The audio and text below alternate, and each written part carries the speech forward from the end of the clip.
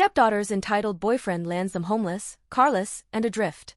I call my stepdaughter's entitled boyfriend Wreck-It Ralph, no relation to the trademark cartoon, just coincidental naming. He has a tendency to break/ruin/tear up everything he touches. My stepdaughter, who is actually a sweet and endearing young woman whom I love dearly, has, like many young women with self-esteem issues, allowed herself to be led astray by WIR.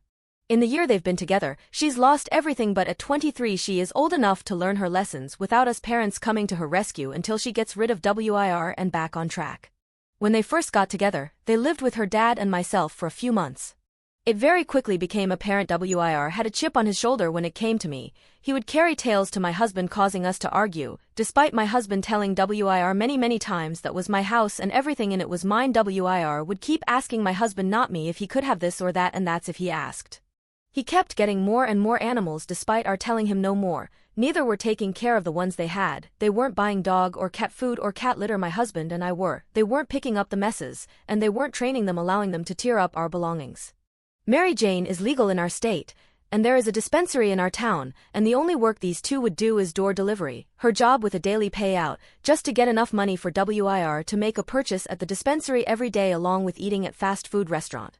WIR's chip on his shoulder when it came to me was such that they brought my husband a soda one night, walking in the back door right past me, calling out loudly, "We got you your favorite soft drink," to my husband in the living room with zero inclusion to me.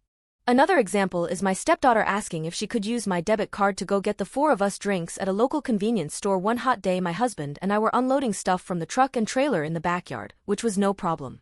However, when checking my account, they spent $20 on food for WIR without asking. The end came when I told them they had to replace the bedroom door their dog chewed the bottom out of, and refused to allow the pit bull mix they wanted to rescue even though it had a bite history to enter my home. They moved to my stepdaughter's mother's home at that point. During their time there, my stepdaughter kept getting tickets in her car, which is only registered to my husband. They weren't paying their insurance, which I had bought my stepdaughter her own policy and paid the startup out of my money when they lived with us, and didn't pay the plate renewal. Now her license is suspended, and it cost my husband and I $600 to get the plates, again in his name only, unsuspended. Plus they had damaged the car and it needed repairs. So he took it from them. Before her license was suspended, but after the police took the plates from her car, my husband let her use his truck, which was on my insurance policy. WIR drove it, and he has no license, and blew the motor in it. It is now sitting and can't be used.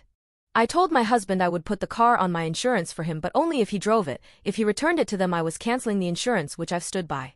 Nevertheless, WIR called daily demanding my husband return the car to them once it was legal and fixed. After 3 weeks, my husband finally said, "Look, you dumbass, I don't know what it is that you think you're trying to accomplish here, but you're not demanding anything from me and you're not getting the car back. I may have originally bought it for her before she got with you, but it is my car in my name and I'm keeping it in lieu of the truck you ruined. Don't call me again about the car. Got it?" We had been hearing of ongoing disputes between my husband's ex and WIR. Things got so bad there that WIR told my husband's ex-wife to pack her shit and get the F out of her own home. Another time he told her to shut the F up and remember who she's talking to. So we all decided it was time to let our daughter hit rock bottom, since she wasn't seeing how WIR had taken her from being a sweet, lovable, well-liked and responsible girl in a college nursing program to this person with a criminal history and no prospects at the moment. My husband's ex-wife moved in with her boyfriend, turning the power off at the home she had been renting, and told her former landlord, whom she was actually longtime friends with, she wouldn't allow it to affect their friendship if he evicted them for squatting, since neither were on her lease to begin with. When my stepdaughter called wanting to come back, my husband told her she could, but WIR could not. Now they are staying at a homeless shelter in the town where WIR's mom lives, and WIR's mom won't let them live with her either. We hate to see her go through this, but this entitled WIR she won't let go of has really brought her down, and she can do so much better. This guy actually told us once he couldn't work at a factory that he interviewed at because it was climate controlled and his heart condition won't allow that, then argued with me and my husband that climate controlled meant controlled by the climate, so it was hot in summer and cold in winter. We haven't seen him hold a job or do anything useful and productive since they've been together, just demand from and use the people who love the girl he's become a Klingon to. Update. Well, we are making progress, anyway. My stepdaughter recently had court in town 30 miles west of us. They are staying just across the state line in a small city 30 miles east of us. So my husband and I devised a plan to get her a loan from him. We said the only car running was the 2-seat convertible and could only take her for her court appearance. My husband picked her up, then I took her to her court appearance as my husband had to be at the house for something. On the way, she started talking about how she wanted to break up with WIR but was afraid of the hurt that comes with it. She hated how controlling and untruthful he was but felt he truly loved her and didn't know if the negative behavior was simply from their stressful circumstances. She said once he got State Route 22 insurance and his license back he would be able to work and things would be better. I pulled over, pulled out my phone, and went to the court file website for the county north of us where WIR used to live. I pulled up 6 cases in his name, 3 to do with driving with multiple citations in each. The most recent, he was speeding, ran a stop sign, hit a woman, fled the scene, had a suspended license and registration and had obviously no insurance. He was arrested later and had to post bond. That case he had $4,000 in fines, plus we had received a letter at our house from the state stating he owed $11,000 in restitution to the woman for damages and that his license was permanently suspended until the restitution, any related court-imposed fines, and state-imposed reinstatement fee was paid along with proof of SR 22 within 48 hours of release of suspension by the state. My husband accidentally opened it, it arrived in a stack of other mail and he didn't look at addressee. She was deflated and angry, stating they'd talked at length and he never told her any of that, only that he needed SR 22 because he got caught driving without insurance and had to have it before he could get his license back. As someone who used to have my own insurance sales license, I told her no, you can't get insurance if your license is suspended or revoked, at least not in our state. He would have to get his license valid then get insurance for mandated SR 22 reporting. She herself ended up on probation for her driving issues related to him with a 6-month suspension and $750 in fines, lucky break from judge in all honesty. She too will have to have SR 22 once her suspension is over. Afterwards, while I stopped at the store to get stuff for supper, WIR kept calling and demanding she come back.